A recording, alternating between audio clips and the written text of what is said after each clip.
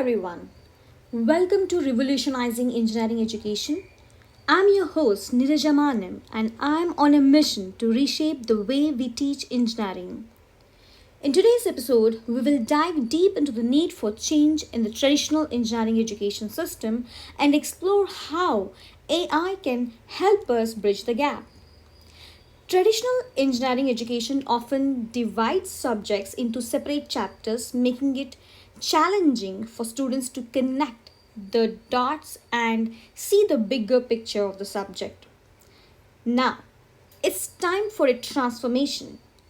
Let's reimagine engineering education as a cohesive, interconnected experience. Imagine a curriculum where engineering concepts are presented in a direct, practical manner instead of isolated chapters. So, students learn by tackling real world problems from day one.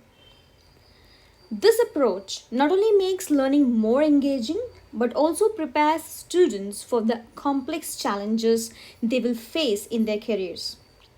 Now, you might wonder how AI fits into this vision. Artificial intelligence can be a game changer in education. It can personalize learning experiences, adapt to each student's pace, and provide instant feedback with AI. We can create a dynamic, responsive learning environment that caters to individual needs. But it's not just about AI, it's about a mindset shift. We need educators who are passionate about innovation, willing to embrace change, and ready to guide the next generation of engineers towards a brighter future. So, join me on this journey as we explore inspiring stories, innovative teaching methods, and the incredible potential of AI in engineering education. Together, we will build a community dedicated to breaking down the barriers of the past and creating a new era of engineering excellence. That's it for today's episode.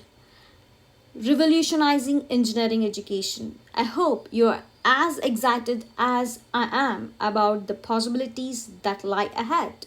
Stay tuned for more inspiring conversations and ideas. Until next time, keep learning, keep innovating, and let's reshape the future of engineering education together. Thank you.